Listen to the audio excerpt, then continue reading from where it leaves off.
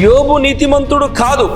ఆధ్యాత్మిక ప్రపంచములోను భౌతిక ప్రపంచములోను ఈ బైబిల్ లేఖనం నెరవేరాలి. చాలా మందికి ఒకటే వైపు చూస్తారు గనక వాళ్ళకు క్రీస్తు పూర్తిగా స్పష్టంగా తెలియదు. Praise lord. అందరికీ వందనాలు. దేవుడి కృప మీ అందరికీ తోడుండును గాక. శ్రీ సత్యదేవ మినిస్ట్రీ ఛానల్లో ప్రసారం అవుతున్న విశ్వ విజ్ఞాన వేద పాఠాలనే కార్యక్రమాన్ని వీక్షిస్తున్నటువంటి చూస్తున్నటువంటి క్రీస్తునందు దాసుదాసురాలకు మరి దేవుని పిల్లలందరికీ మా నిండు మనసుతో స్వాగతము ఘన స్వాగతం పలుకుతున్నాం. మంచిది, సమయం పోనీయక సద్వినియోగం చేసుకుందాం. నేరుగా దేవుని లేఖనములోనికి ప్రయాణము సాగిద్దాం.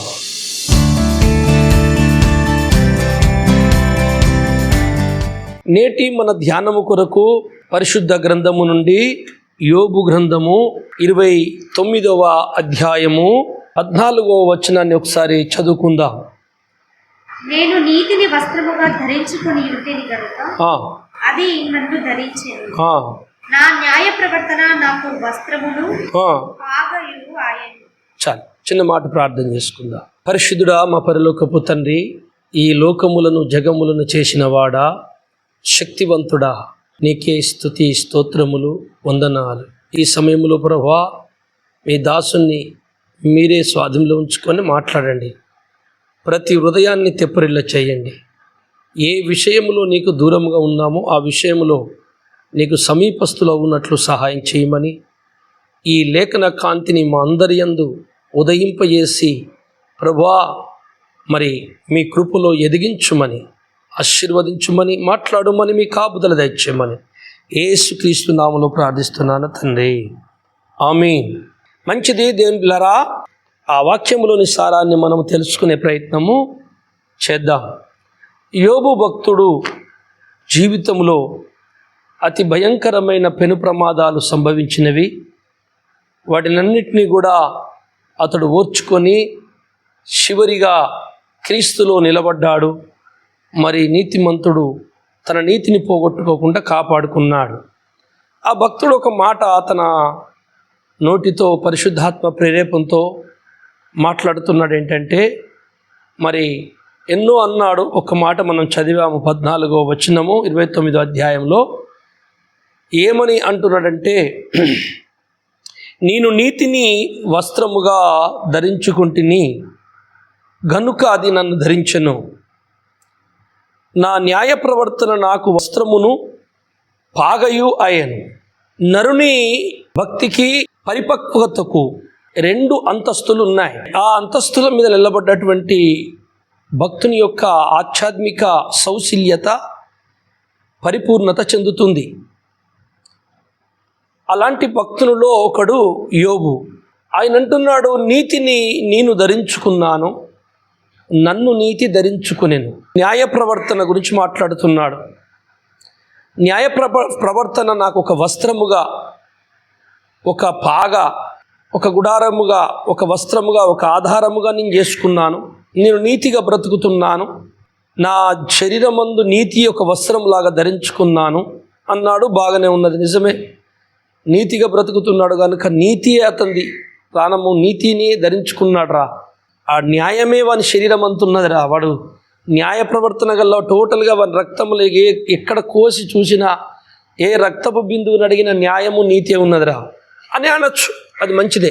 కానీ ఒక విచిత్రమైన మాట అక్కడ ఇంకొకటి ఏమంటున్నాడు ఆయన అంటే, నీతిని నేను ధరించుకున్నాను, బాగానే ఉంది. కానీ ఇంకొక మాట ఏంటంటే, ఆ నీతి నన్ను ధరించెను. నేను నీతిని ధరించుకున్నానని చెప్పి వదిలేస్తే సరిపోతుంది, నీతిమంతుడని అర్థమైపోతుంది. మళ్ళా నీతి ఈయనని ధరించడం ఏంటి? ఒక ప్రవర్తన, న్యాయ ప్రవర్తననే కదా నీతి అంటే. మళ్ళా అదొక వ్యక్తియా? నేను ఒక వ్యక్తిని కనుక ఈ సొక్క ధరించుకున్నాను, అలాగా సొక్కలాగా ఒక నీతిని ధరించుకున్నాను, నీతితో బతుకుతున్నాను కనుక బాగుంది. కానీ నా సొక్క నన్ను ధరించుకోవడం ఏంటి?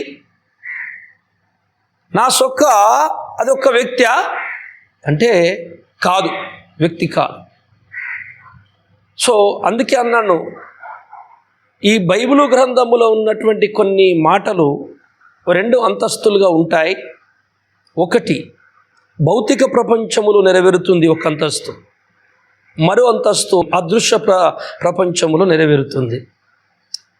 అదృశ్య ప్రపంచముల నెరవేరుటకే భౌతిక ప్రపంచములో నెరవేర్చుడి అన్నాడు దేవుడు. పరలోకములో యోబు మీద సాడీలు చెప్పి యోబుని శ్రమ పెట్టాలని లూసిఫర్ వెళ్ళాడు రాజదర్బారులోకి, పరలోక రాజదర్బారులోనికి వెళ్ళాడు.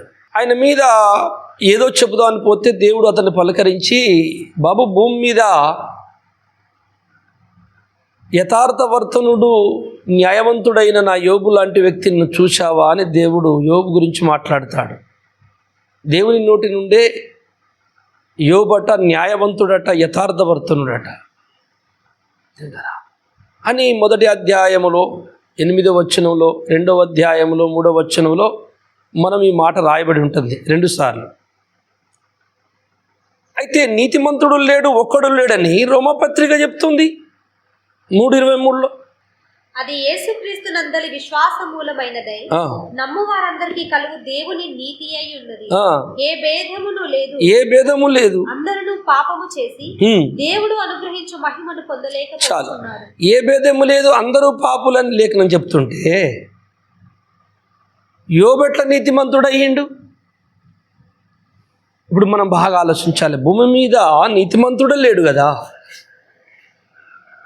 నీతిమంతుడు లేడు అన్నప్పుడు, ఒకడు లేనప్పుడు యోబెట్ల నీతిమంతుడయ్యిండు.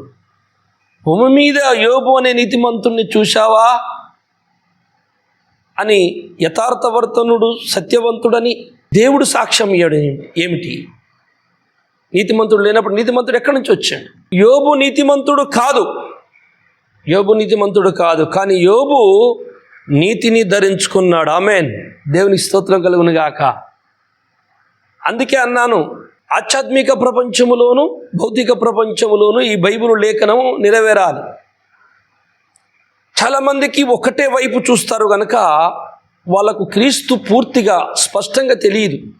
ఆత్మపూర్ణుడైనటువంటి మహాభక్తుడు పౌలు గారు ఈ మాట అన్నాడు, మీరు క్రీస్తుని స్పష్టంగా గుర్తుపట్టండి. ఒకటి. రెండవది, మీ హృదయములో ఆయనను ప్రతిష్ఠించుకొనుడి. ఈ 2 చాలా బలమైన మాటలు. అంటే గుర్తుపట్టే విషయంలో స్పష్టత అస్పష్టత ఉంటుంది. ఈరోజు దేవుని నమ్ముకున్న చాలామంది అస్పష్టతగా యేసును నమ్ముకున్నారు కనుక ఇన్ని గలిబిలులు క్రైస్తవయములు బయలుదేరినాయి. అందుకే పౌలు అన్నాడు, మీరు స్పష్టంగా గుర్తుపట్టండి. స్పష్టత. మీరు యేసుని మీ అలవాట్లోనికో మీ జీవితంలోనికో ఏదో కొంత పరిచయం చేసుకోవడం కాదు, ఆయనని మీ హృదయములోనే ప్రతిష్టత చెయ్యడి. ప్రతిష్టత అంటే అక్కడ పెట్టినది ఇక తీయరు, కదల్చబడ్డది, అది దాని పేరు ప్రతిష్టత. కనుక మీరు మీ లోపల క్రీస్తే కూర్చోవాలి. ఈ ప్రపంచానికి మీరు కాదు, క్రీస్తు కనబడాలి అని పౌలయ్య చెప్పిపోయాడు. కానీ ఆయన మాటలకు భిన్నంగానే ఈరోజు క్రైస్తవ్యం నడుస్తుంది. పౌలు బోధ ఎక్కడుంది? చాలా తక్కువ మంది ఎక్కడో ఉంటారు, ధన్యులు వాళ్ళు, గొప్పవాళ్ళు. అందుకే ప్రభు యెషయా గ్రంథం 55:8 అంటాడు, నీ తలంపులు వేరు, నా తలంపులు వేరు, మీ ఆలోచనలు వేరు, నా ఆలోచనలు వేరు. ఇంకా దేవుడు చెప్పుతున్న ఆలోచనలు మరోవైపుగా ఉన్నాయి. ఒకవైపే చూస్తున్నారు కానీ ఇంకోవైపు యేసుని చూడటం లేదు. అందుకే స్పష్టంగా యేసుని గుర్తుపట్టండి. 2 కొరింథీ 4వ అధ్యాయము 17వ వచనాన్ని ఒకసారి చదువుకుందామా? మేము దృశ్యమైన వాటిని చూడక అదృశ్యమైన వాటిని నిదానించి చూచుచున్నాము. మేము కనపడే వాటినే కాక కనపడని వాటిని నేను చూస్తున్నాము. క్యా బాతే! కనపడనివి చూస్తున్నారట వీళ్ళు ఉన్నది ఎక్కడా? కనపడే లోకంలో. చూస్తున్నది ఏంది? కనపడని లోకాన్ని. దృశ్యమైన ప్రపంచంలో ఉండి అదృశ్యమైన వాటిని నిదానించి చూచుచున్నారు.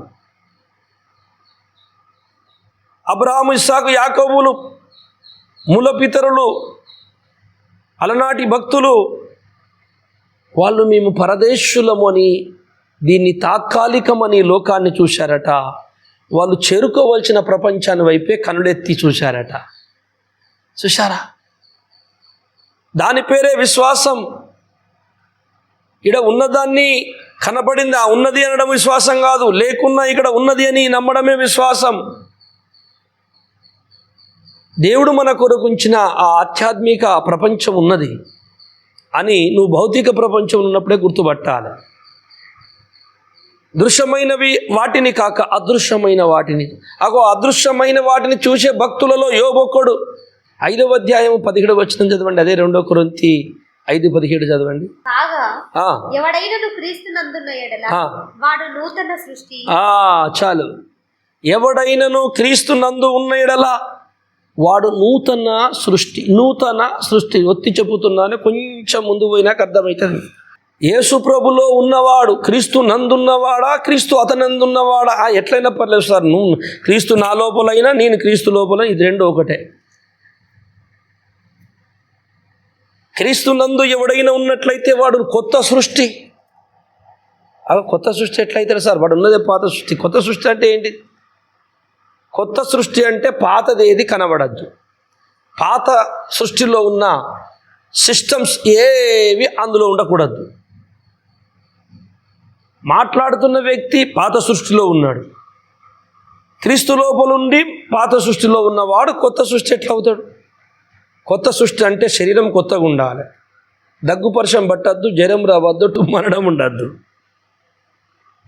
దెబ్బ కొడితే దెబ్బ తలగద్దు, ఏడవద్దు, దుఃఖపడద్దు, గాయం కావద్దు. ఎందుకంటే ఇవన్నీ పాత సృష్టి. ఈ దెబ్బ తలుగుతుంది, రోగాలు వస్తాయి, బాధగా ఎంత శరీరంలో గాయాలైతే రక్తాలు వెళ్తాయి, చచ్చిపోతాం. కనుక ఇది పాత సృష్టి అయిపోతుంది కదా. వాడు ఇక్కడే ఉండి క్రీస్తులో ఉండి కొత్త సృష్టి ఎట్లా అవుతాడు? కొత్త సృష్టి అంటే కొత్త శరీరం ఉండాలి కదా, లేదు కదా. అదే మేము దృశ్యమైన వాటిని కాక అదృశ్యమైన వాటిని చూస్తున్నాం. అనగా మేము ఇక్కడే ఉండి పాత సృష్టిలోనే ఉండి కొత్త సృష్టి మీద ఆశ పెట్టుకున్నాం అంటున్నాడు. మాలో ఉంది, లోపల ఉంది మా కొత్త సృష్టి. కొత్త సృష్టి మా లోపల ఉన్నది, బయటికి మేము పాత సృష్టిలా కనపడుతున్నాం. ఒకనాడు మేము ఒక సమయం వచ్చినప్పుడు టోటల్గా మొత్తానికే మేము కొత్త సృష్టి అయిపోతాం. ఇప్పుడు మీరు కొత్త సృష్టినే కాదా సార్? ఇప్పుడు మాట్లాడుతున్నారు కదా, ఇప్పుడు ఇక్కడ ఉండి మీరు కొత్త సృష్టి. ఎందుకు? మీరు క్రీస్తు మీలో ఉన్నాడు కనుక. ఇది అసలు కథ. క్రీస్తు ఏ భక్తుని లోపల ఉంటాడో, క్రీస్తుని ఎవరు వారి హృదయంలో క్రీస్తుని ప్రతిష్ఠించుకుంటారో, క్రీస్తుని ఎవరు చక్కగా వెంబడిస్తారో వాళ్ళు కొత్త సృష్టి సంబంధి వ్యక్తులు. ఇక్కడ వాళ్ళు కాదు, ఈ దేశం కాదు వాళ్ళది. వారు క్రీస్తులాగా మాట్లాడతారు, క్రీస్తులాగా ఉంటారు, క్రీస్తులాగా బోధిస్తారు. వారి ఈ లోకముల ఆశలు ఉండవు, మాయలు వేయరు. ఏమండి, మనుషులని ఆకట్టుకోవాలని ఏమీ చెప్పరు. నమ్ముతే నమ్ము, లేకపోతే లేదు, ఇదే సత్యం అంటారు, సపడేకుంటారు అంతే.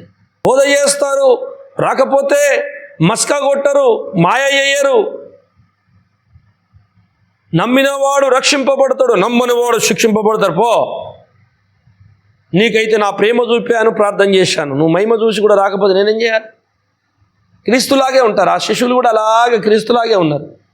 చివరిగా యేసు ప్రభుల వారిని సిలువకి వేయబడ్డాడు, శిష్యులు కూడా నరకబడ్డరు. పాపం తలను నరకబడ్డరు, తిత్తి తీయబడ్డరు, సలసలగా నూనెలో వేసి ఎంతో బాధలు పడ్డారు. వాళ్ళు కూడా జీవితాలు పానార్పణంగా యేసు కొరకు ధారపోశారు. చూశారా? క్రీస్తు లోపలుంటే కొత్త సృష్టి అవుతాడు క్రైస్తవుడు.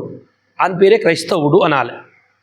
క్రీస్తు లోపల ప్రతిష్ఠించుకోకుండా నువ్వు బయటికి పేరు చెప్పుకుంటా, నువ్వు మనుషులను నమ్మించుకుంటా, క్రీస్తు నీ లోపల ఉంటే నువ్వు మాట్లాడితే మనిషి వణుకుతాడు, మారు మనసు పొందుతాడు, క్రీస్తు కొరకు ప్రాణం పెడతాడు. ప్రాణం బతికించుకోవడానికి అబద్ధాలు చెప్పడం కాదు, యేసు కొరకు ప్రాణం పెట్టే వాళ్ళని తయారు చేసేయడమే నిజమైన పునాది అంటుంది బైబిల్. ఈరోజు సంఘాలను చూసినట్లయితే యేసు కొరకు ప్రాణం పెట్టేటోళ్ళు కాదు. ఏదన్నా ప్రాణం మంచిగా అయితే ఏమైనా డబ్బు దొరుకుతుందా, అద్భుతం జరుగుతుందా, అత్తే దానికి తగ్గ పాస్టర్లను చూసుకుని పోతుండ్రు. వాళ్ళు కూడా అదే వేషం వేసుకొని కూర్చుంటారు. స్వస్థతలు జరిగితే సరిపోతుందండి. మా ప్రాణం మంచిగా లేనప్పుడు ఎందుకంటే యేసు ప్రాణం మంచిగా అయితే ఓం నమ్ముకొని అలాగే అన్ని దేవుళ్ళతో గట్లే మొక్కినట్టు ఈయన కూడా మొక్కుతాము. బాప్తిసం మా తీసుకుంటాం సార్, 10 సార్లు ఇచ్చినా తీసుకుంటాం బాప్తిసము, దాని ఏమున్నది? కానీ మా గుణాలు కొన్ని ఉన్నాయి సార్, అవి మార్చుకోం మేము ఎట్లున్నా కానీ మీరు మమ్మల్ని ప్రార్థన చేస్తే మేము మంచిగా అయిపోవాలి, రోగం తగ్గాలి, లేకపోతే మళ్ళీ ఇంకో దారి చూసుకుంటాం. కనుక మీరు ఎక్కడికి వెళ్ళకండి, నా దగ్గరికి రండి, అన్ని రోగాలు పోతాయని ఈయన దుకాణం పెట్టుకుంటాం. మరి బైబిల్లో అట్లా పెట్టినట్టు ఒక్క భక్తుడు లేడు. క్రీస్తు గురించి చెబుతున్నారు, క్రీస్తు బోధను తప్పుదారి పట్టించినన్ను ఏమన్నాడు తెలుసా పౌలు? శాపగ్రస్తుడవైతావు నువ్వు అన్నాడు, కుళ్ళిపోయి అక్కన పడిపోతావు అన్నాడు. దేవుని మహిమపరచని వాళ్ళు అక్కడనే పురుగులు పడి చచ్చిరాట, అబద్ధం చెప్తే అప్పుడే ఎగిరి చచ్చిరాట. ఆ కాలం అట్లా ఉండే. ఈరోజు చచ్చిపోతలేరు కదా, ఎంతగా ఎన్ని అబద్ధాలు చెప్పినా కానీ చచ్చిపోతలేరు కదా అని మీరు అనుకుంటున్నారు కదా. చచ్చిపోయినట్టే లెక్క. క్రీస్తు ముందు క్రీస్తుని ప్రతిష్ఠించుకోకుండా క్రీస్తుకు వ్యతిరేకంగా ప్రవర్తిస్తున్న వాళ్ళందరూ దేవుని దృష్టికి చచ్చిపోయిన వాళ్ళే. ఆల్రెడీ అప్పుడు చచ్చిపోయింది, ఆ శవాలే అయ్యి. మీరు మృతులు అంటున్నాడు. ఆలెనయం అననీయ సఫీరాల వాళ్ళు చనిపోయారే తప్ప నరకానికి పోలే, పరలోకానికి పోయింది. ఏదో అప్పుడు అట్లా అద్భుతం, దేవుడు తన ఏమంటో తన శక్తిని చూపించుకున్నాడు అంతే. వాళ్ళేమో నరకానికి పోలే. దేవుని యొక్క స్వరూపము ఏంటో చక్కగా అసలు ఆయన ఏంటి గుణము? ఎవరిని నరకాన్ని పంపుతాడు, ఎవరిని స్వర్గాన్ని తీసుకుంటాడు, ఎంతమంది ఎన్ని రకాలు అక్కడ ఉంటారు, ఎన్ని రకాలు ఉంటాయి నరకంలో ఉండేవారు, ఎన్ని రకాలు, ఇవన్నీ చాలా పెద్ద సబ్జెక్ట్ ఇది. పరలోకం వెళ్తారు చాలామంది, కానీ సింహాసనం ఎక్కరు, పరిపాలన చేయరు, ఏదో మూలకు అక్కడక్కడ ఉంటారు అంతే, పేరుకు రక్షింపబడతారు అంతే. దేవుని కోసము బతికిన వాళ్ళందరూ సింహాసనం మీద కూర్చుని పరిపాలన చేస్తారు. అవన్నీ లేఖనానుసారమే. అందుకే యేసుక్రీస్తుని స్పష్టంగా మనము ప్రతిష్ఠింపబడి, యేసుక్రీస్తుని మన హృదయములో ప్రతిష్ఠించుకొని యేసు కొరకు బ్రతికినప్పుడే మనము నూతన సృష్టి అవుతాము. ఈ సంగతిని స్పష్టంగా గుర్తుపట్టిన భక్తుడైన యోబు అంటున్నాడు, నీతిని నేను ధరించుకున్న నీతి నన్ను ధరించినది. నేను నీతిని ధరించుకున్న గనుక అంటున్నాడు. అంటే అందుకనే జరిగింది. లేకపోతే యోబు నీతిమంతుడు ఎవరన్నా చెప్పారండి, అందరూ పాపులేనే. యోబు ఎట్లా నీతిమంతుడు అవుతాడు? అంటే ఎట్లా నీతిమంతుడైందంటే, యోబు భూలోకములో ఉండి, పాపలోకములో ఉండి, భౌతిక లోకములో ఉండి, భౌతిక ప్రపంచంలో ఉండి, నీతిని అనే నా ఒక నీతి ఉంది, ఆ నీతిని ధరించుకున్నాడు. కనుక దేవుని నీతి అతన్ని ధరించింది. 3వ అధ్యాయం గలతీ 3:27 చదవండి. క్రీస్తులోనికి బాప్తిస్మం పొందిన మీరందరూ క్రీస్తును ధరించుకొని ఉన్నారు. క్రీస్తులోనికి బాప్తిస్మం పొందుకున్న మీరందరూ క్రీస్తుని ధరించుకునుట ఏంది? తొడుక్కును, సొక్క తడుక్కున్నట్టు. అదే భక్తు అంటున్నాడు, మరి క్రీస్తు ఒక వ్యక్తి రూపమైన క్రీస్తుకి ఎన్నో పేర్లు ఉన్నాయిలేండి, బిరుదులు. ఆయన పేరు దేవుని నీతి, దేవుని ప్రేమ, ఆయన దేవుని వాక్యము, ఆయన జీవము, ఆయన మార్గము, ఆయన సత్యము, ఆయన నీతి. దేవుని యొక్క నీతి యేసు ప్రభుల వారు. మనుషుల యొక్క నీతి అది వేరే, అది దేవునిది కాదు. మనుషుల నీతి వేరు, దేవుని నీతి వేరు. మనుషుల ప్రేమ వేరు, దేవుని ప్రేమ వేరు. మనుషులు ప్రేమ అనుకుంటుందంతా డూప్లికేట్, మోసం. అలాగే దేవుని నీతి అనేది ఒకటి తెలుసుకుంటున్నాం ఈరోజు మనం. దేవుని నీతి అనే ఒక వ్యక్తి ఉన్నాడు, ఆయన తనలోని భాగమై ఉన్నాడు. ఆయన మహోన్నతమైన అనంతమైన అంశములు గల్లవాడు, శక్తి క్షేత్రములు గల్లవాడు. ఆయన లెక్కించలేము. కనుక దేవుని నీతి అంటేనే యేసుక్రీస్తు ప్రభుల వారు. అయితే దేవుని యొక్క నీతి ఉన్నది, ఆ నీతి కలిగిన వాడు దేవుని నీతిని ధరించుకున్నాడు గనుక, ఇష్టపడ్డాడు గనుక ఆ వ్యక్తినే దేవుడు నీతి అనే వ్యక్తి ధరించుకుంటాడు. అంట నేను నీతిని ధరించుకుంటే కనుక, అందుకని నన్ను ఆ నీతి ధరించుకునేను. అంటే యేసు ప్రభు యోబును ధరించుకున్నాడు. యోబు యేసుప్రభువుని ధరించుకున్నాడు. అరే అసలు ఇంతకు ఆయనను ధరించుకున్నాడా, ఈయన ధరించుకున్నాడు? ఆ రెండు ఒకటే సార్. నా సొక్కలో నేను దూరినా, నా సొక్క పైన వేసుకున్నా, రెండు ఒకటే. యేసుప్రభుల వారిని యోబు ధరించుకుంటే యేసుప్రభుల వారు ధరించుకున్నాడు యోబుని. చూశారా? కనుక ఆ యోబులో ఉన్నటువంటి ఈ నీతిమంతుడైన యేసును బట్టి భూలోకములో నీతిమంతుడు లేడు, ఒక్కడు లేడని చెప్పిన దేవుడు ఒకే ఒక వ్యక్తి లోపల యేసు ఉన్నందుకు, నీతి ఉన్నందుకు, అదిగో నీతిమంతుడు చూశావా అంటున్నాడు. కనుక ఇప్పటికీ అదే, ఎప్పటికీ అదే, ఎప్పటికీ అదే. యేసు నీ లోపల లేకపోతే నువ్వు నీతిమంతుడు అన్న పేరు నీకు పరలోకంలో లేదు. నువ్వెవరో నాకు తెలియదు. యేసు నందున్నవాడు నూతన సృష్టి. అసలు సృష్టి ఉన్నది పాత సృష్టి, కానీ యేసు నందున్నాడు కదా, వాడు నూతన సృష్టి. ఎప్పటికైనా నూతన సృష్టి, ఎప్పటికైనా అక్కడికి చేరుకుంటాడు. ఒక శిల్పములు చెక్కే శిల్పాకారుడు ఉండేవాడట ఒక ఊళ్ళో. ఆయన ఒక అందమైన శిల్పాన్ని చెక్కాడు. అలా చెక్కుకొని విగ్రహాలు, శిల్పాలు చెక్కి వాటిని తీసుకుపోయి మరి అంగడి దినమున అంగట్లో తీసుకెళ్ళి పెట్టి, దాన్ని విక్రయానికి పెట్టి, అమ్మకానికి పెట్టి, తన గిట్టుబాటు రేటుకు అమ్ముకొని వచ్చేవాడు పాపం. అలాగన తన జీవం సాగించేవాడు. ఆ రోజుల్లో మరి బైకులు, ఆటోలు ఉండవు కదా. ఆ కాలములో ఈ వాహనాలు ఏంటయ్యా అంటే గుర్రాలు, గాడిదలు, ఒంటెలే. కనుక అతనికి ఒక గాడిద ఉండేది. ఒకనాడు ఒక అందమైన శిల్పాన్ని చెక్కిండట. ఆ గాడిద మీద పెట్టి కట్టాడట. ఆ గాడిద మీద పెట్టుకొని పట్టుకొని వెళ్తున్నాడు. అంగడి దగ్గరికి వెళ్ళాడు. ఒక హోటల్ ఛాయ్ దగ్గర ఆగాడు. కొంచెం ఛాయ్ తాగి పోయి అక్కడ పెట్టుకొని కూర్చుంటా అని ఆ గాడిదని అక్కడ నిలబెట్టి ఆ హోటల్లో ఛాయ్ తాగుతున్నాడు. ఒక 10 అడుగులు 20 అడుగులు పోతే ఇక దించుకొని అక్కడ పెట్టుకుంటాడు అంగట్లో ఆ శిల్పాన్ని. ఈలోగా ఏమైంది, ఆ హోటల్ దగ్గరికి వచ్చేవారు, అంగట్లోకి వచ్చిన వారు చాలామంది విజ్ఞులు, పెద్దవారు, కళాకారులను చూసి ఆనందించేవాళ్ళు. కొంతమంది అక్కడ జమ అయ్యారు. చాలామంది మనుషులు జమ అయ్యారు కదా అని ఇంకా జమ అయ్యారు. ఆ గాడిద చుట్టూ మనుషులు జమ అయ్యారు. ఆహా, ఎంత మంచి విగ్రహము, ఎంత బాగా చెక్కాడు ఈ శిల్పాన్ని అయినా అని చెప్పి ఆ శిల్పాన్ని యొక్క అందము, దాని నైపుణ్యత, అతడి పనితనాన్ని చూసి వాళ్ళు ఆనందిస్తున్నారు.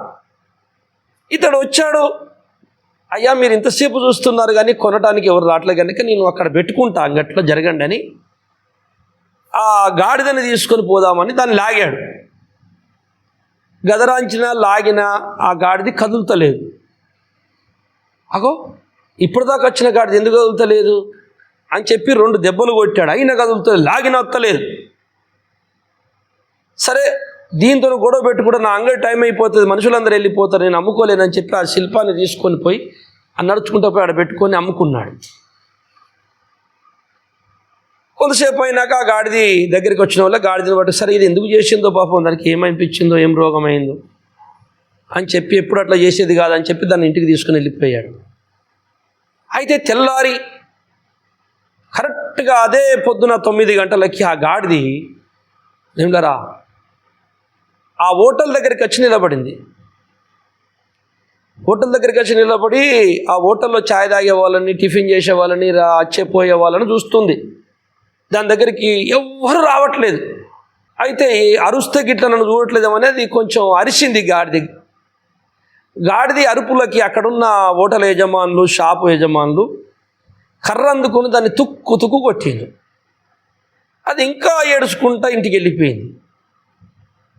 అసలు విషయం ఏంటంటే ఆ గాడిద ఏమనుకుందంటే అప్పుడు ఒక 50 మంది 100 మంది జమ అయ్యారు కదా విగ్రహాన్ని చూస్తందుకు, వీళ్ళందరూ నా అందాన్ని చూస్తందుకు వచ్చిండ్రు అనుకుంది.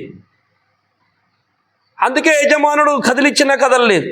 ఈ కుళ్ళుపోతోడు నన్ను చూడటానికి, నన్ను ఇష్టపడడానికి వస్తే వీడికి కళ్ళు మండినాయి అనుకుంది గాడిద, ఇష్టపడతలేడని. సరే వాళ్ళు లేనప్పుడు ఒంటరిగా వెళ్ళిపోతా అని చెప్పి అది వచ్చేసరికి ఎవడత్తలేడు. ఎందుకంటే అది శిల్పాన్ని చూశారు, గాడిదని ఎందుకు చూశారు? గాడిద పైన ఉన్న శిల్పాన్ని చూసి, దాని అందాన్ని చూసి వాళ్ళందరూ దాన్ని మెచ్చుకుంటున్నారు. ఏమిటారా అలాగున అక్షరాల ఈరోజు క్రీస్తు లేని భక్తుల బతుకు ఆ గాడిదలాగా తయారైపోతుంది. క్రీస్తుని ప్రతిష్ఠించుకొని వారు, యేసుని లోపల ఉంటేనే నువ్వు నీతిమంతుడవు.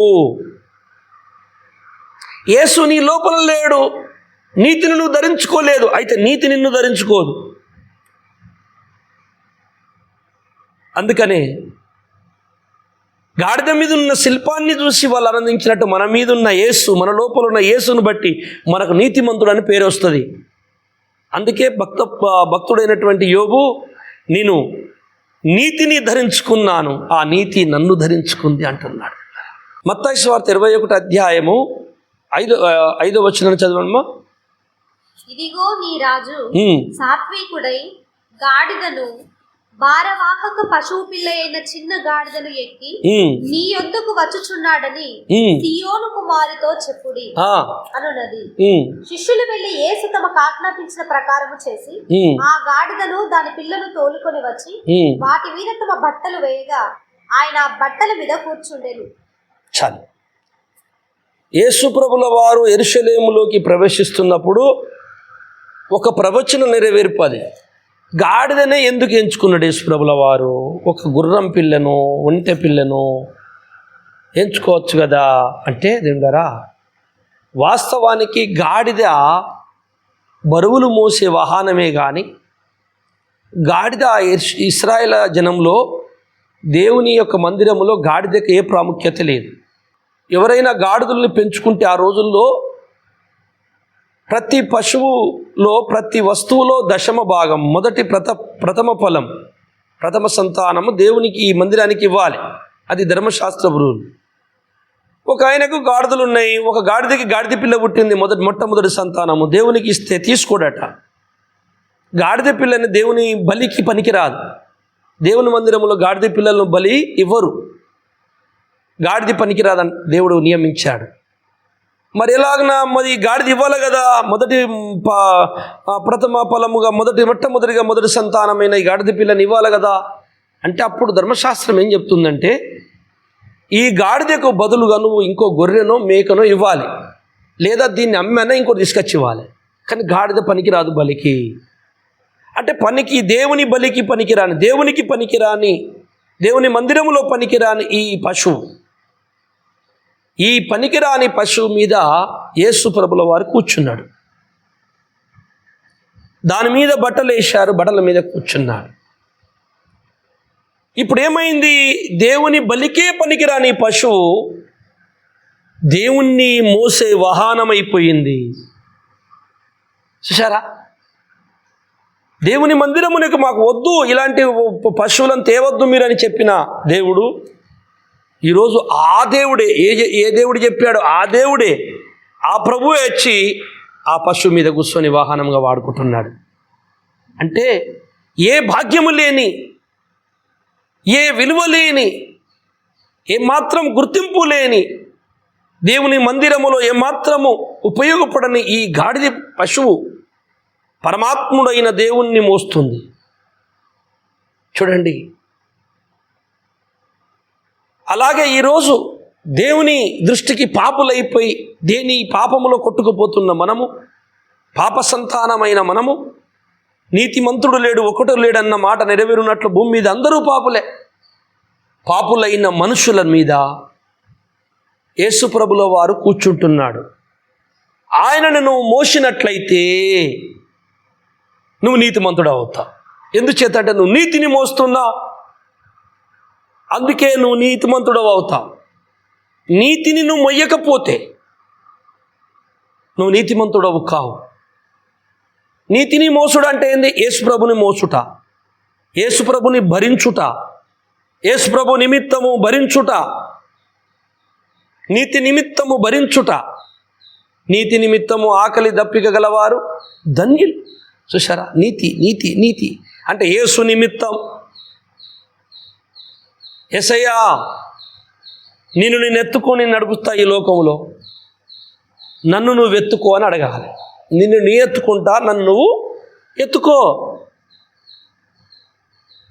అదే దైవం దగ్గర అడగాల్సింది భక్తుడు.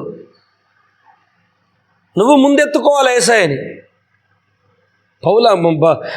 యోబు అంటున్నాడు, నేను నీతిని ధరించుకుంటుని ఆ నీతి నన్ను ధరించుకునేను. నిన్ను నేనెత్తుకుంటా, నన్ను నువ్వు ఎత్తుకో అని అడగాలి సాయి. నువ్వు ఎత్తుకోపోతే ఆయన నిన్నెత్తుకోడు. నన్ను గణపరచువాని నేను గణపరచేదను, నా మాటల ప్రకారం జీవించువాననే నేను గణపరచేదను. యేసు ప్రభుల వారు ఈ లోకములకు వచ్చింది ధన్యకరము కాని జీవులను ధన్యులుగా చేయటానికి. ధన్యత లేని వాళ్ళం, అందుకే ధన్యులు ధన్యులు ధన్యులని మత్తయి సువార్త 5వ అధ్యాయంలో మాట్లాడుతూనే ఉంటాడు దేవుడు. దీని నిమిత్తం ఉన్నవాళ్ళు ధన్యులు, నీతి నిమిత్తము శ్రమలు పొందిన వాళ్ళు, నీతి నిమిత్తం బతికిన వాళ్ళు, ఆకలి దప్పిక గలవారు, నీతి నిమిత్తం ధన్యులు ధన్యులు ధన్యులు. ధన్యుల లెక్కల్లోకి నువ్వు వెళ్ళిపోవాలి. ధన్యత లెక్కల్లోకి నువ్వు వెళ్ళాలంటే నీ మీద నీతి అనే యేసు వచ్చి కూర్చోవాలి. అందుకనే యోబు భక్తుడు అంటాడు, నేను నీతిని ధరించుకుంటుని ఆ నీతి నన్ను ధరించెను.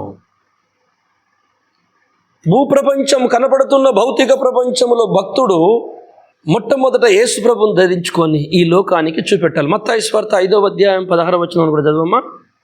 మనుషులు మీ సత్క్రియలను చూచి పరలోకమందున్న మీ తండ్రిని మహిమపరచునట్లు వారి ఎదుట మీ వెలుగు ప్రకాశింపనీయుడి. చూశారా, మనుషులు మీ సత్క్రియలను చూసి మీ నీతి పనులను, మీ ప్రవర్తనను, మీ సహనమును, మీ ఓపికని చూసి, ఆహా, ఈ యేసుప్రభుని నమ్ముకున్న బిడ్డల వలె భూమి మీద ఎవరన్నా ఉంటారా? ఇట్లా ఇంత సహనము, ఇంత ఓపిక మానవుడు అనే వానికి ఉండదే? ఏ గాడిదకి ఇంత ఓపిక ఉండదే? ఈ గాడిదలు యేసుని ఎక్కించుకున్న ఈ గాడిదలు, యేసుని మోసే ఈ గాడిదలకి ఇంత మంచి లక్షణం ఉందిందబ్బా అని లోకము చూస్తుందట. లోక గాడిదలన్నీ దేవుని గాడిదలను చూసి, యేసుని ఎత్తుకోని గాడిదలన్నీ యేసుని ఎత్తుకున్న గాడిదలను చూశాట పరలోకమందున్న దేవుని మహిమపరుస్తాయట. చూసా, పాపలందరూ గాడిదలు అనుకుందాం. అట్లా యేసుని ఎత్తుకున్న గాడిదలు ధన్య గాడిదలు, ధన్యజీవులు. ఎత్తుకోని గాడిదలు దురదృష్టవంతులు. పరలోకమందున్న తండ్రి మహిమపరచబడాలంటే ఈ లోకమందు మీరు, ఈ ప్రపంచ మానవుల ముంగట, మనుషుల ముందు మీరు మీ సత్క్రియలను జరిగించండి. మీ లోపల ఒకటి ఉన్నది, వెలుగు, ప్రేమ, కరుణ, సహనము, ఓపిక అనే వెలుగు. యేసుక్రీస్తు వెలుగు. ఆయన వెలుగై ఉండెను, జ్ఞానమై ఉండెను, నీతి అయి ఉండెను, మార్గమై ఉండెను, సత్యమై ఉండెను. ఏమేమై ఉన్నావు సార్? చాలా అయి ఉన్నాడు. ఇంకా యేసు గురించి తెలుసుకోవాలంటే చాలా స్టోరీ ఉన్నది. అందుకే పౌలయ్య ఇవన్నీ మాటలు కలిపి ఒక్కటే మాట అనేసిండు, యేసుక్రీస్తుని మీరు స్పష్టంగా గుర్తుపట్టండి. ఫస్ట్ మీకు యేసు తెలుసు, మాకు యేసయ్య తెలుసు. మాకు అకాల వచ్చింది, మీ దర్శనం వచ్చింది, మేము ఎగురుతున్నాం, మేము ప్రార్థన చేయగానే అవి వేని ఇవి వేని, కోట్లు వస్తాను, లక్షలు వస్తాను, బొచ్చడి రూపాయలు మాకు ఆశీర్వాదం లేనిది వస్తుందా? యేసు ప్రభు లేనిదే మాకు ఇంత సుఖం ఉందా? అది కాదురా నాయన, అసలు యేసు ప్రభు తెలుసా నీకని ఈయన అంటాడు. అగో, ఇది ఎక్కడ మాట? యేసు ప్రభు గిట్లా ఏ వ్యక్తి కన్నా తెలిసి ఉంటే ఆ వ్యక్తి ఈ భూమి మీద యేసును లాగే ఉంటాడంతే. ఒక వ్యక్తిని రక్షణలో నడిపించుటకు వాని చెప్పులు మోస్తాడు, వాని పుండు గడుగుతాడు, వాని కోసం ఏం తగ్గించిపోయి ఏ స్థాయికని వెళ్ళిపోతాడు. యేసులో ఉన్న లక్షణం చెప్తున్నా. ఒక వ్యక్తిని రక్షణలో నడిపించాడు, రక్షణలోకి వస్తాడు అంటే వాని నడిపించుటకు వానికి ఎంతటి పాకి పనైనా చేసి వాడిని నడిపిస్తాడు, వారి సేవ చేస్తాడు. నేను యేసు ప్రభు గుణం చెప్తున్నా, జాగ్రత్త. మళ్ళా యేసు ప్రభులో ఇంకొక స్వరూపం ఉంది, ఇంకో గుణం.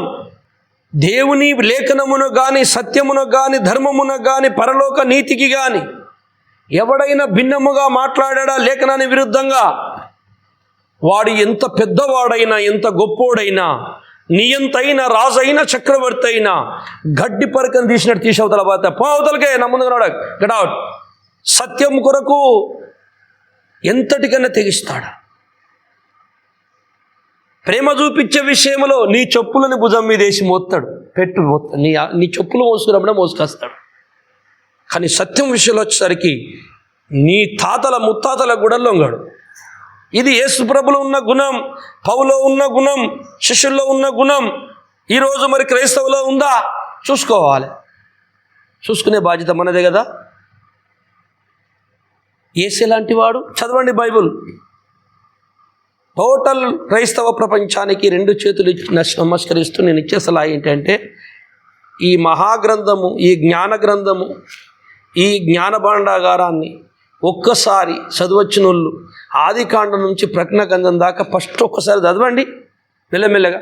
దాని తర్వాత నేను చెప్పకుండా మళ్ళీ మీరే చదువుతారు. కానీ యేసుప్రభు అర్థమవుతుంటాడు. యేసయ్య వెలుగుని లోపలికి వస్తుంటుంది. నీతిని నువ్వు ధరించుకుంటుంటావు కనుక ఆ నీతిని ఇష్టపడి ధరించుకుంటుంది. అందుకే మనుషులు మీ సత్క్రియలు చూసి, మీ మంచి పనులు చూసి పరలోకమందున్న మీ తండ్రిని మహిమపరచబడినట్లు వారి ఎదుట మీ ప్రకాశము, మీ వెలుగుని ప్రకాశింపనీయుడు. అంటే నువ్వు ప్రకాశించాలి వారి ముందు. ఏం వెలుగు అంటే కాగడలో దీపం పోసుకొని, కాగడ పట్టుకొని, పెద్ద లైట్ పట్టుకొని ఊరంతా తిరుగుతున్న సారో నేను యేసుప్రభు బిడ్డని నా వెలుగు చూడు, నా వెలుగు చూడనా? లేకపోతే క్రిస్మస్ నాడు పెద్ద అందరికంటే పెద్ద స్టార్ పెట్టుకొని మా ఇంటి ముందు వెలుగు చూడు, వెలుగు చూడనా? భౌతిక ప్రపంచపు వెలుగు కాదు. దేవులారా, నీ అంతరంగములో ఉన్న ప్రేమ అనే మంచి గుణములనే సత్క్రియలనే వెలుగు. లోపట యేసు లేడు, ఇంటి మీద స్టార్ ఉన్నది. లోపట యేసు లేడు, మెడల సిలువ దండలు ఉన్నాయి. చూసారా? లోపట యేసు లేడు, ఇంటి ముందు వాక్యాలు ఉన్నాయి. లోపట యేసు లేడు, లోపలికి వెళ్తే అన్ని యేసు ప్రభు ఫోటోలు కనబడుతుంటాయి. ఏం భక్తులండి, అబ్బా ఇంట్లో వాక్యాలే బయట వాక్యాలే భలే ఉన్నాయి అంటారు. ఇంట్లో మాత్రం యేసు ప్రభు ఉండడు. చాలా చర్చిలల్లో యేసు ప్రభు లేడు. భూమి మీద చాలా చర్చిలల్లో యేసు ప్రభు లేడు, వెళ్తలేడు. ఆయన నాది కాదంటాడు. ఎక్కడో చెట్ల కింద, గుట్టలల్లా, కొండలల్లా, లోయలల్లా, పూలు గుడిసెలల్లా, ఇంత చిన్న రేకుల కాడ ప్రార్థన చేసుకుంటా, చిన్న చిన్న సంఘాలు వాళ్ళు ఏడుచుకుంటా అక్కడ పోయి కూర్చుంటాడట ఆయన. వాస్తవానికి యేసు ప్రభును ధరించుకున్నాడు ఈ భౌతిక ప్రపంచంలో దేవుడారా పెద్ద పేరు తెచ్చుకోవాలని ఆలోచించాడు. నా యేసయ్యని ప్రకటించుటకు ఎంతటి కార్యానికైనా పాల్పడతాడు, ఎంతైనా కష్టపడతాడు. తనకేదైనా దొరికింది అనుకో, కొంత నిధి డబ్బు, నెక్స్ట్ ఒక 6 నెలలకు 3 నెలలకు పోయి మళ్ళీ అడిగితే రూపాయి ఉండదు అని దగ్గర. నీతిమంతుడు యేసును ధరించుకున్న దగ్గర మళ్ళీ పైసలు ఉండవు, మళ్ళీ ఎవరైనా నిత్య తీసుకుంటే ఉంటాడు. ఎందుకంటే వెదజల్లుతుంటాడు. లేఖన ప్రకారం నీతిని ధరించుకున్నాడు. బిగిసి పట్టుకోడు, చల్లేస్తాడు భూమి మీద. ఏం చేసినావా మనని, ₹1 ఇచ్చిపోయినా నీకు 5-6 నెలల కింద అంటే, సార్ ఇగో అక్కడక్కడ చూడండి అని చెప్తాడు. అక్కడ 10 ఆత్మలు ఉంటాయి, ఆడో 10 ఆత్మలు ఉంటాయి, ఆడొక చిన్న గుడిచి, ఆడొక చర్చి ఉంటుంది, ఆడో మనిషి ఉంటాడు, చేస్తాడు, ఏడుంటాడు. గింతమంది సంపాదించిన పైసలతో తిరిగి ఇక గిన్ని చర్చిలు కట్టినా గింతమంది సేవకులనయ్యా, ఇక నా దగ్గర మళ్ళీ పైసలు, మళ్ళీ నువ్వు ఇస్తే మళ్ళీ స్టార్ట్ చేస్తా అంటాడు. ఇగో ఇది యేసును ధరించుకున్నావు అని స్టైల్ పద్ధతి. కనుక యేసుని ధరించుకునుట అంటే భౌతిక ప్రపంచంలో ఒక నెరవేర్పు. యేసును ధరించుకున్నవాడు కనపడుతున్న ఈ లోకములో ఒక నెరవేర్పు ఏంటంటే అందరి ముందు తన సత్క్రియలు చూపిస్తాడు. కనుక ఆత్మల సంబంధమైన అదృశ్య ప్రపంచంలో నెరవేరుతుంది ఏంటంటే యేసే అతన్ని ధరించుకుంటున్నాడు. అక్కడ నన్ను ఒప్పుకున్నవానిని నేను ఒప్పుకుంటాను, నన్ను గణపరచువానిని నేను గణపరుస్తాను. నేను అదే అంటే ఆయనని మనం ఎత్తుకుందాం, మనని ఆయన ఎత్తుకుంటాడు. యేసు ప్రభువుని నమ్ముకునే విషయంలో చాలామంది ఏం చేస్తారంటే, యోహాను సువార్త 12:42 అయినను అధికారులలో కూడా అనేకులు ఆయన యందు విశ్వాసం ఉంచిరి గాని సమాజములో నుండి వెలివేయబడదుమేమో అని పరిసయ్యులకు భయపడి వారు ఒప్పుకొనలేదు. ఇదిగో చూడండి ఎంత ఘోరమో, ఎంత దురదృష్టమో. చాలామంది యేసు ప్రభు నీతి దేవుడు, సత్యదేవుడు, భూమి ఆకాశం సృష్టించిన సృష్టికర్త అని తెలిసి కూడా ఈ సమాజంలో బ్రతకడానికి తన ఉద్యోగం కొరకో, తన పని కొరకో, పదవి కొరకో, బంధువుల కొరకో, స్నేహితుల కొరకో, భార్య కొరకో తన పెత్తనము కొరకు ఏదో ఒక ఈ లోక సంబంధమైన దాని కొరకు క్రీస్తును నమ్ముకోరు. వెలివేయబడదుమేమో, ఉద్యోగం పోతుందేమో, భార్య వదిలేస్తుందేమో, యేసుని నమ్ముకుంటే మా అమ్మ నాన్న రానియరేమో, నా ఆస్తి దొరకదేమో, పదవి పోతుందేమో, నౌకరు, ఎన్నో కారణాల చేత చివరికి వెలివేయబడదువేమో, ఆ దేవుడు లేకున్నా మంచిది, నరకం అన్న పోతా కానీ బతికిన 4 రోజులు నేను సంతోషంగా బతుకుతా. మరి ఆ తర్వాత ఎన్ని యుగాలు కాలినా పర్లేదు బ్రదర్, ఎన్ని యుగాలు వల్ల అగ్గిగుండలో నేను కాలినా పర్లేదు, కానీ నేను బతికిన ఈ 4 రోజులు మాత్రం ఈ లోకం కోసం బతుకుతా. యేసుప్రభు దేవుడు అని తెలుసు నాకు, కానీ నాకు ఈ లోకం అవసరం. నేను ఈ లోకంలో ఉన్న వాటి అవసరంతో నేను బతికేటోని, వాళ్ళు నాకు దూరం కావద్దు అని అనుకునేటోడు యేసుని ధరించలేదు కనుక యేసు వాణ్ణి ధరించాడు. అలాగా నమ్ముకొని కూడా ఇది ఒక రకం. అది నమ్మలేదు, సరే వాడిని వదిలేసేయండి, తెలిసి కూడా నమ్మలేదు. అలాగే యేసుప్రభు నమ్ముకొని యేసుప్రభు ప్రేరడ్డం పెట్టుకొని మళ్ళీ యేసెవరో నాకు తెలియదు అన్నట్టుగానే బతుకుతున్నారు. అంటే వారి ప్రవర్తనలేమో యేసుప్రభు లేడు, వారి మాటలేమో యేసుప్రభు ఉన్నాడు.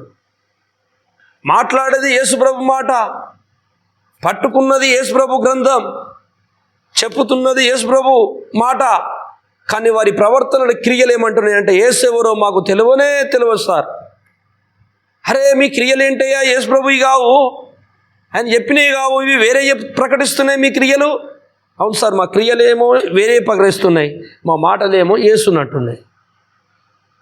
కనుక ఇట్టివారు దేవుణ్ణి ధరించలేదు. యేసుప్రభుని ధరించని వారు ఎవరైతే ఉంటారో వారిని యేసుప్రభు ధరించాడు. రోమపత్రిక 6వ అధ్యాయము 18వ వచనం చదువుకుందా. పాపము నుండి విమోచింపబడి నీతికి దాసులైతిరి, ఇందుకు దేవునికి స్తోత్రము. మీ శరీర బలహీనతను బట్టి మనుష్య రీతిగా మాట్లాడుచున్నాను, ఏమనగా అక్రమము చేయుటకై అపవిత్రతకును అక్రమమునకును మీ అవయవములను దాసులుగా ఎలాగో అప్పగించుతిరో అలాగే పరిశుద్ధత కలుగుటకై ఇప్పుడు మీ అవయవములకు నీతికి దాసులుగా అప్పగించుడి. చాలు. ఏ ప్రేరేపణ చేత, ఏ అవయవాల చేత, ఏ దేహేంద్రియముల చేత నువ్వు పాపము జరిగించితివో, ఏ శరీర అవయవాలని ఆధారము చేసుకొని నువ్వు పాపము జరిగించితివో, క్రీస్తును ధరించుకున్నాము అనుకుంటున్న వాళ్ళారా, ఇప్పుడు ఆ అవయవాలను మన నీతికి దాసులుగా చేయండి. అంతే, మిమ్మల్ని అడిగేది ఇంకేం లేదు. మీరు ఏ అవయవాలతో పాపం చేశారో అవే అవయవాలతో నీతి కార్యాలు చేయండి. మళ్ళీ యేసయ్య మిమ్మల్ని ధరించుతాడు. నీతికి దాసులుగా చేయండి. పాపానికి దాసులుగా ఉండే కదా అంతా ముందు మనం. ఇప్పుడు అయితే పాపానికి దాసులుగా ఉన్నంత పర్ఫెక్ట్గా యేసుప్రభు నమ్ముకున్న వాళ్ళు ఈ నీతికి దాసులు అయితే లేరండి. ఇదే పెద్ద బాధ నాకు. అంటే సరే కొద్దిగా అట్లా 10 పైసల మందం అవుతాం, ఏదో కొద్దిగా 25% దాసులు అవుతాం, కానీ మరీ మొత్తము నీతికి దాసులు అంటే కుదరదు.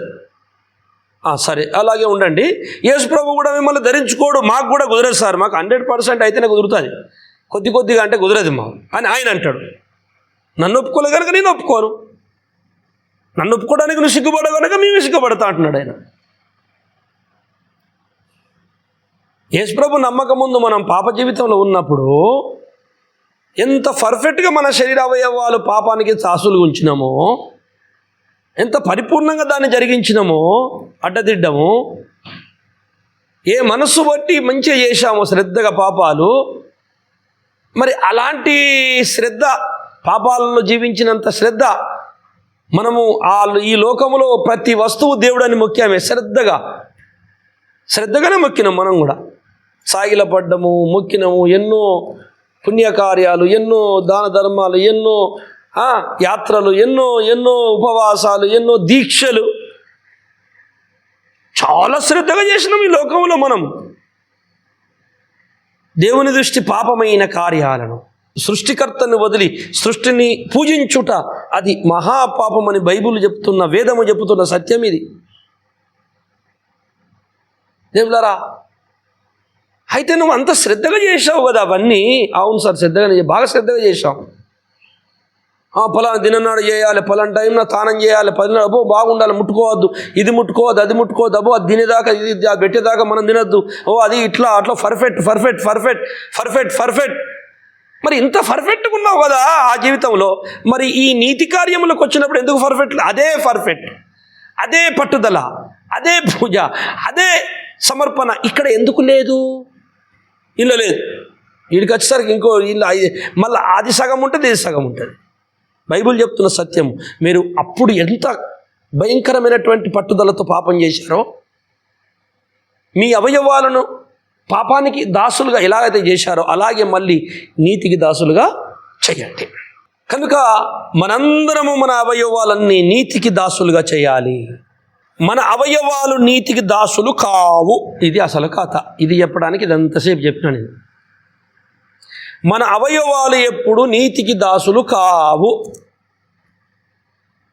అవి నీతికి దాసులు కావు గనక కొట్టుకొని కొట్టుకొని కొట్టుకొని తల్లడిల్లి దుఃఖపడి పౌలు అంటున్నాడు, అయ్యా నా లోపల ఏదో పాప నియమం ఉందయ్యా, ఆ నియమముతో పోరాడుతున్నా, అది మాత్రం నా మాట వింటలేదయ్యా.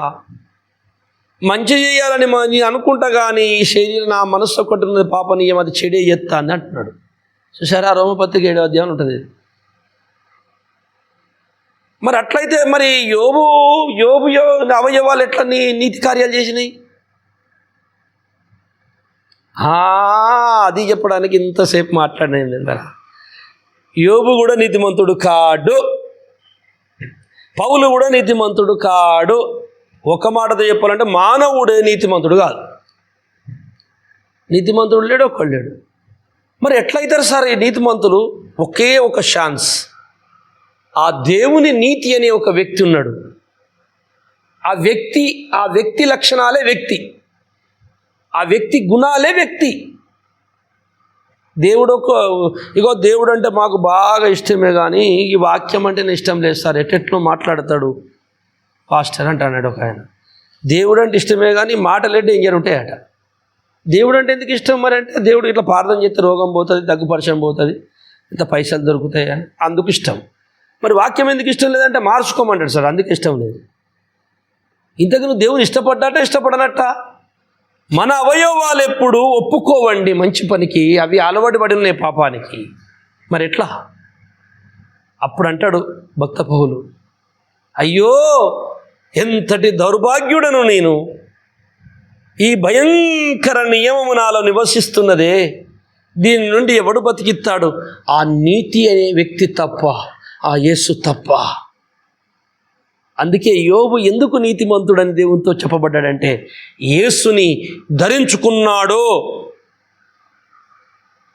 యేసయ్యా నేను నీతిగా బతకాలనుకుంటున్నా కానీ నా వల్ల అయితే లేదు, దయచేసి నీతిమంతుడా నా లోపలికి రా, నన్ను ధరించు, నేను నీతి పనులకు ఇష్టపడుతున్నాను నువ్వు అనుకోవాలి. చాలు, ఆయన వచ్చి ధరించుకుంటాడు.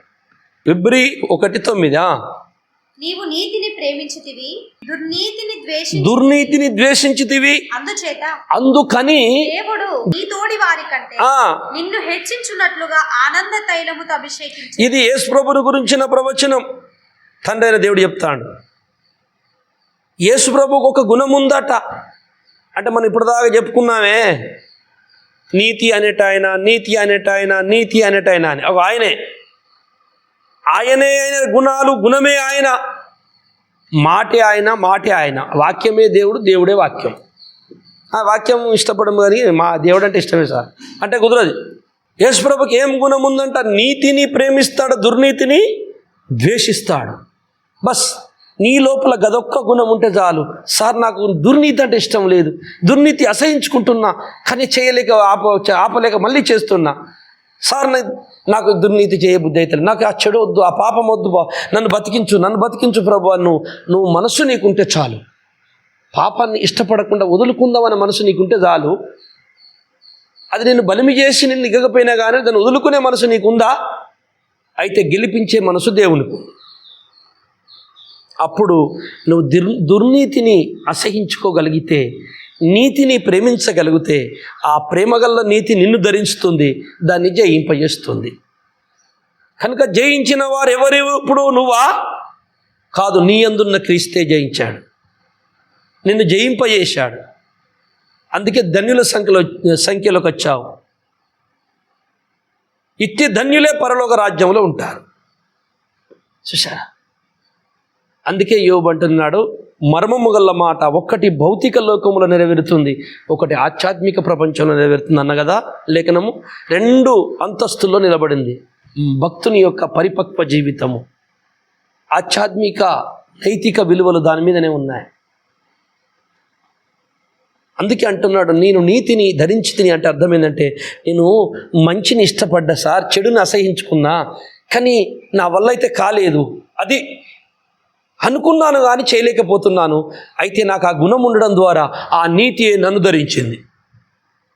నీతిని ధరించి నాకు ఏం చేశావు యోబు? అప్పటి నుంచిగా నీ నీతిని చేయగలిగిన, దుర్నీతిని ద్వేషించగలిగిన. అందుకే దేవుడు నీతిమంతుడైన యోబు అన్నాడంతే.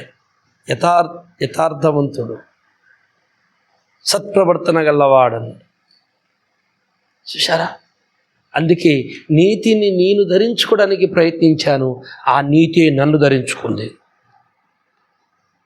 నీతి అనే యేసు క్రియలు, యేసయ్య మాటలు, యేసయ్య వెలుగు, యేసయ్య ప్రేమ, తగ్గింపు, ఓర్పు, సహనము, పరలోక రాజ్యం కొరకు జీవించుడు. దేవుడు ప్రభు కింద ఉన్నప్పుడు ఏమని ప్రార్థించాడు? తండ్రి, నేను నీలోనూ నువ్వు నాలోనూ ఉన్న ప్రకారం వీరు మన లోపల ఉండాలి. అంటే ఒకలం కలిసి ఉండాలండి. ఒకలం కలిసి ఉండాలి. యేసుప్రభు దేవుల్లో ఉన్నాడు, దేవుడేమో యేసుప్రభులో ఉన్నాడు. తండ్రి కొడుకు ఇద్దరు కలిసి ఒక్కడై ఉన్నారు. మనం ఒకవేళ ఆ నీతి అనే యేసు లోపల మనం కలిసి ఉంటే మనం తండ్రితో కలిసి ఉంటాం, అందరం ఒకటే అయిపోతాం, అప్పుడు ఏకమైపోతాం. అంటే సంఘం వెళ్ళి యేసుప్రభు శరీరములో ఏకమైపోతుంది. సగభాగము స్త్రీమూర్తి, సగభాగము పురుషుడు. ఈ సగభాగము స్త్రీ, సగభాగం పురుషుడు కలుస్తేనే యేసుక్రీస్తు ప్రభుల వారు పరలోకములో. నిజారా? మీరు నా అవయవములు, మీరు నాలోని భాగం అన్నాడు యేసయ్య. ఆదాము నుండి అవ్వ వచ్చినట్టు ఈరోజు యేసుక్రీస్తు గాయము నుండి ఒక అవ్వ పుట్టింది, పరలోక అవ్వ. ఆమె సంఘం. ఈమె గురించే పరమగీతం అంతా మాట్లాడారు. ఈమె గురించి చాలా గొప్పగా ఉన్నాయి లేఖనాలు. ఈమె గురించి 45వ కీర్తనలో ఉంటుంది. అలాగున మీరు యేసుని ధరించుకోవాలంటే దాని అర్థం ఏంటంటే, మీ మనస్సు నిలకడగా చేసుకొని బైబిల్ ముందు చదివి, బైబిల్లో ఉన్న లేఖన ప్రకారంగా మీరు నీతి కార్యాలు చేయడానికి పూనుకుంటే చాలు, దేవుడే మిమ్మల్ని నడిపిస్తాడు. మనందరము నీతిని ధరించుకుందాం, నీతి మనల్ని ధరిస్తుంది. ఆ దేవుడి మాటలు మీ హృదయంలో ఫలింపజేయునుగాక. ప్రార్థన చేసుకుందాం. పరిశుద్ధుడా, పరమ తండ్రి, నీకు స్తోత్రములు, కృతజ్ఞతలు, మహిమ, ఘనత చెల్లిస్తున్నానయ్యా. ఇంతవరకు మీరు మాతో మాట్లాడినందుకు మీకు స్తుతి స్తోత్రములు ప్రభువా.